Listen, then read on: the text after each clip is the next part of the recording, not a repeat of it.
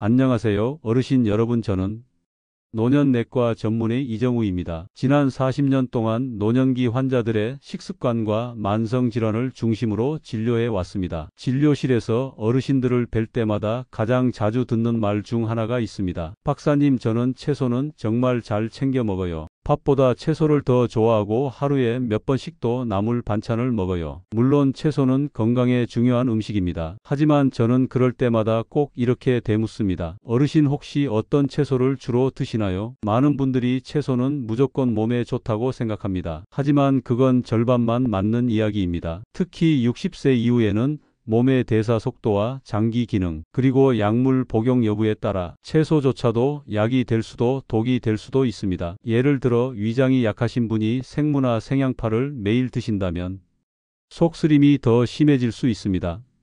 혈당이 높으신 분이 간식처럼 삶은 감자나 옥수수를 자주 드신다면 혈당 스파이크가 반복될 수 있습니다. 신장이 약하신 분이 나물 반찬을 짜게 드신다면 오히려 염분이 쌓이며 몸에 부담을 줄 수 있습니다.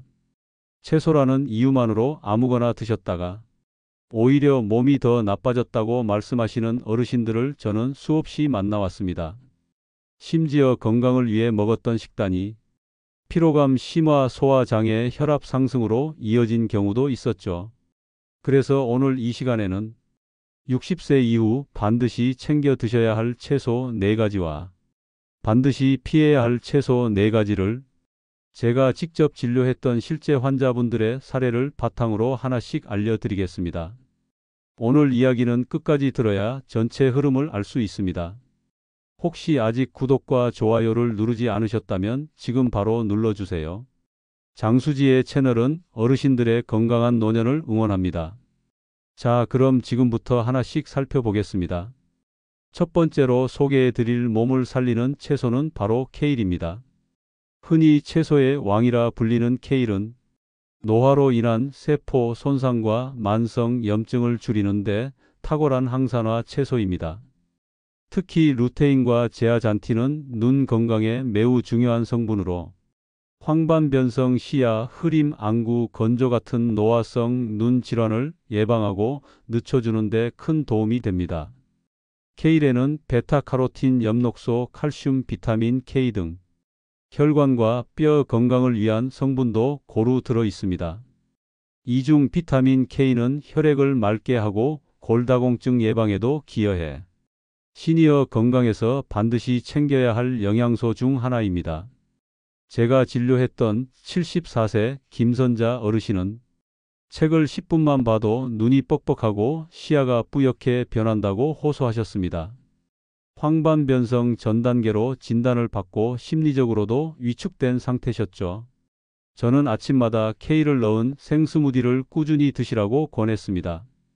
사과 반 개와 케일 한 줌을 넣고 물과 함께 갈아 마시는 방식이었습니다. 3주 후 김 어르신은 시야가 또렷해지고 눈의 피로가 줄었다고 말씀하셨고 표정도 훨씬 밝아지셨습니다. 식단 하나만 바꿔도 삶의 질이 이렇게 달라질 수 있다는 걸 진료실에서 저 스스로 확인한 경험이었습니다. 케일은 생으로 먹는 것이 가장 좋지만 위장이 약한 분들은 끓는 물에 30초 정도만 살짝 데쳐 나물로 무쳐 드셔도 됩니다. 너무 오래 익히면 항산화 성분이 파괴되기 때문에 짧게 조리하는 것이 중요합니다. 주의하실 점도 있습니다.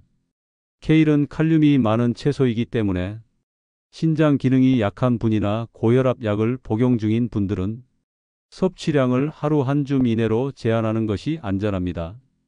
눈, 혈관, 뼈 건강까지 한 번에 챙길 수 있는 고마운 채소 케일. 오늘 저녁 식단에 조그맣게라도 추가해 보시길 권해드립니다. 두 번째로 소개해 드릴 몸을 살리는 채소는 미나리입니다. 미나리는 독소를 배출하고 간 기능을 회복시키는 대표적인 해독 채소로 알려져 있습니다. 특유의 향과 풍부한 식이섬유는 위장 기능을 개선하고 체내 노폐물 제거를 도와 신진대사를 원활하게 만들어줍니다. 특히 칼륨 함량이 높아 몸속 나트륨을 배출하고 혈압을 낮추는 데도 도움이 됩니다. 미나리는 간 기능이 약한 분들이나 고혈압으로 약을 복용하고 있는 분들께 특히 권장할 수 있는 채소입니다. 몸이 자주 붓거나 두통이 잦고 소화가 느린 분들이 미나리를 섭취하면 전반적인 몸의 흐름이 가볍고 부드러워지는 것을 느낄 수 있습니다. 제 환자 중 72세 이정옥 어르신은 고혈압 약을 복용 중이었지만 아침마다 눈이 퉁퉁 붓고 머리가 무겁다는 증상을 자주 말씀하셨습니다. 혈압 자체는 약으로 조절되고 있었지만 몸 전체가 무겁고 피로하다는 느낌을 떨칠 수 없다고 하셨습니다. 저는 식단에 주 3회 이상 미나리를 추가해 보시도록 권유했습니다. 특히 생미나리를 살짝 데쳐 나물로 무쳐 드시거나 두부와 함께 미나리전을 부쳐 드시는 방법을 추천드렸습니다. 한 달쯤 지난 후 이 어르신은 아침에 붓는 증상이 확연히 줄었고 몸이 가볍고 머리도 맑아지는 느낌을 받는다고 말씀하셨습니다. 미나리는 생으로 드실 수도 있고 국이나 전, 나물 등으로 다양하게 조리할 수 있습니다. 생으로 드실 때는 흐르는 물에 여러 번 씻어 잔류 농약을 깨끗하게 제거해 주셔야 하고 익힐 경우에도 너무 오래 끓이지 않고 숨만 죽이는 정도가 가장 좋습니다. 주의하실 점은 미나리는 이뇨작용이 강해 수분 배출을 촉진하기 때문에 신장 기능이 약하신 분이나 탈수 상태인 분들은 섭취량을 조절해야 합니다. 또한 미나리 특유의 향이 위에 부담이 되는 분들은 처음에는 소량부터 시작해 적응하면서 늘려가는 것이 좋습니다. 미나리는 몸속 노폐물과 염분을 배출하고 혈압과 피로를 낮추는 데 도움을 주는 착한 채소입니다. 식단에 자주 등장하지 않는 채소지만 노년기에는 더 자주 활용해 보시기를 권해드립니다. 세 번째로 소개해 드릴 채소는 단호박입니다. 미나리가 몸속 노폐물과 염분을 씻어내는 해독 채소라면 단호박은 몸에 에너지를 채우고 면역력을 높여주는 회복 채소라 할 수 있습니다. 단호박은 혈당을 천천히 올리는 저당지 식품으로 당뇨 전 단계이거나 혈당 조절이 필요한 어르신들에게 매우 적합한 식재료입니다. 겉으로 보기엔 달콤하고 부드러워 당이 많을 것 같지만 식이섬유와 천연 당질이 균형 있게 들어있어 포만감은 높이면서도 혈당 급등을 막아주는 작용을 합니다. 단호박에는 면역력 향상에 중요한 베타카로틴과 비타민 C가 풍부하고 위장 기능을 돕는 펙틴과 칼륨도 많이 들어있어 속이 더부룩하거나 아침에 식욕이 없는 분들에게도 적합한 채소입니다.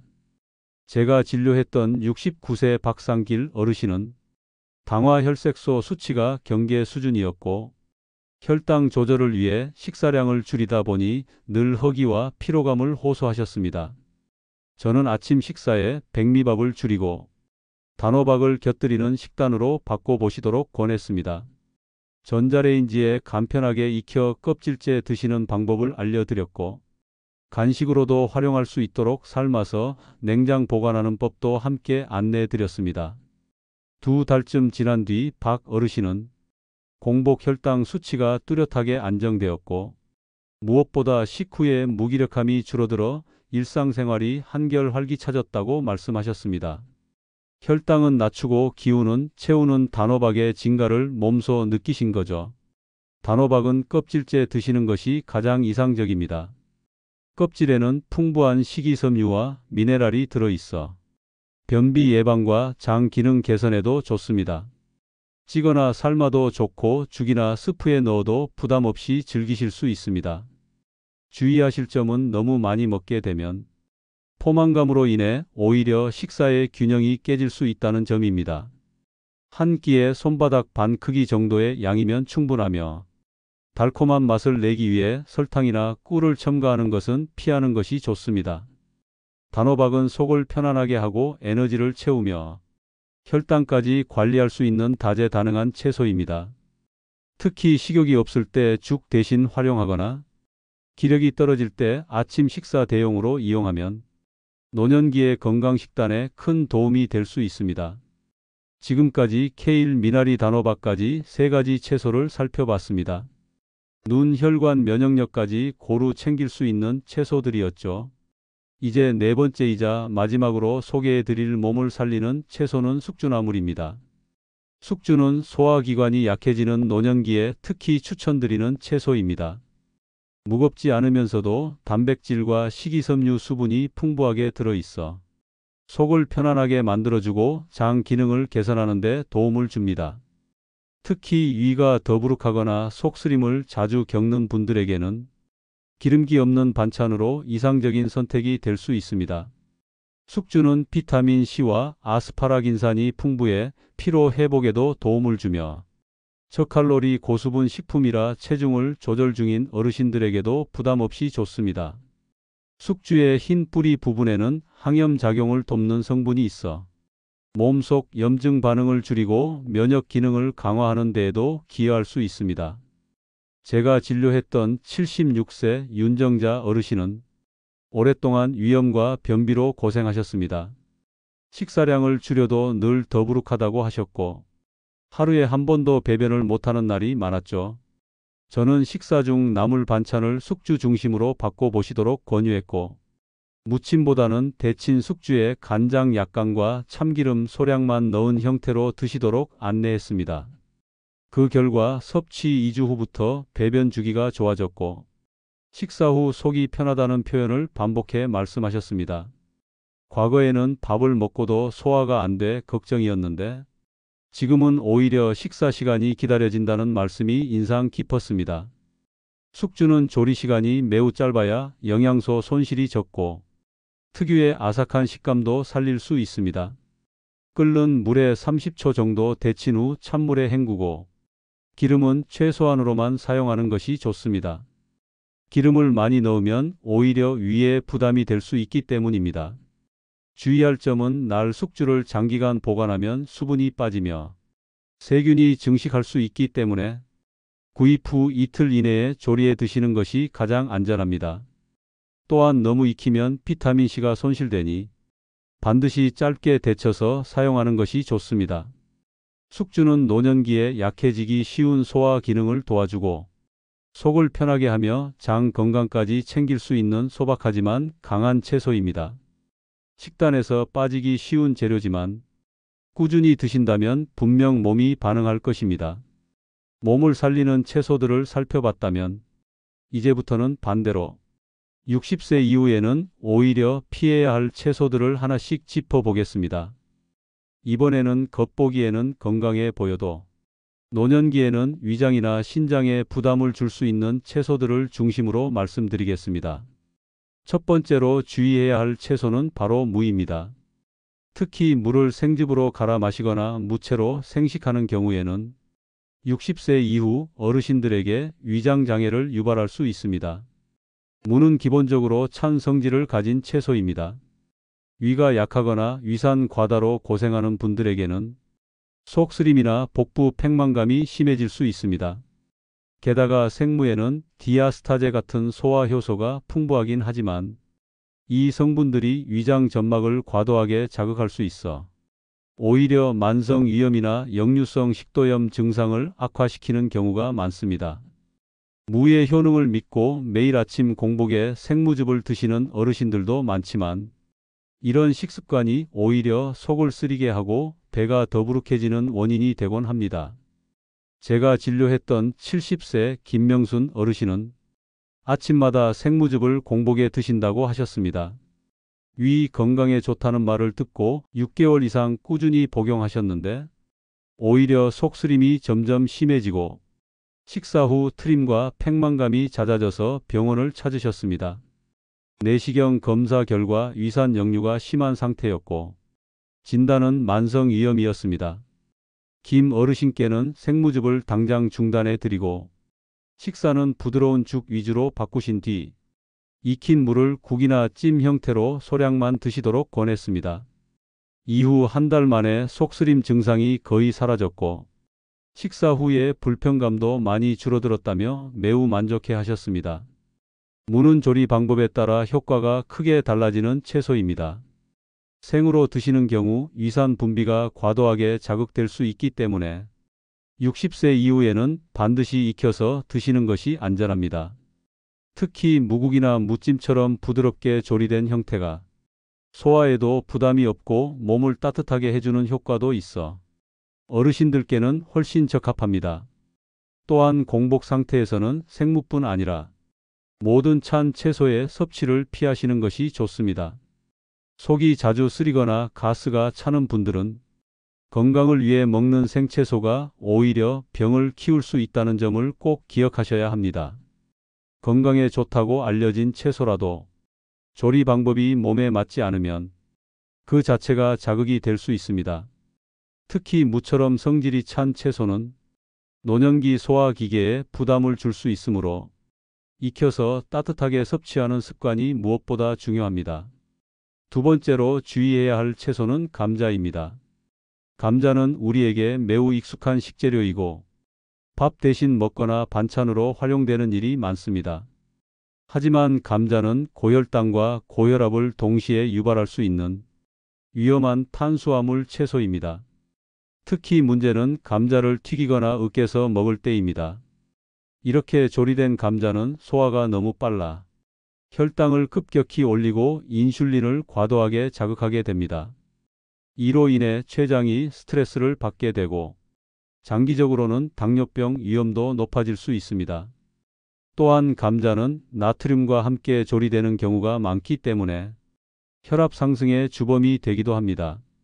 특히 전분이 농축된 가공 감자 제품이나 감자튀김은 지방과 나트륨이 함께 높아져 혈관 건강에 매우 나쁜 영향을 줄 수 있습니다. 제가 진료한 75세 고인숙 어르신은 밥보다 감자를 더 즐겨 드셨습니다. 아침에는 삶은 감자를 드시고 점심이나 저녁에는 감자조림이나 감자전이 자주 식탁에 올랐습니다. 고혈압 약을 복용하고 계셨지만 혈압이 일정하지 않고 간헐적으로 수축기 혈압이 160을 넘는 경우가 있었습니다. 식단을 분석해 보니 감자 섭취 빈도와 양이 매우 높았고 특히 짭짤하게 조리된 감자조림이 문제가 된다는 판단을 내렸습니다. 저는 감자 섭취를 줄이고 대신 고구마나 단호박으로 대체하시도록 권했습니다. 또한 반찬류에서 나트륨 섭취를 줄이는 식단으로 바꾸도록 안내드렸습니다. 한 달 반쯤 지난 후 고 어르신의 혈압은 약 복용량을 줄이지 않았음에도 더 안정적으로 유지되었고 식사 후에 두통과 어지럼증도 사라졌다고 말씀하셨습니다. 특별한 약을 추가한 것이 아니라 감자를 줄인 것만으로 혈압이 반응한 결과였습니다. 감자를 완전히 피할 수 없다면 적어도 조리 방식과 섭취 양을 조절해야 합니다.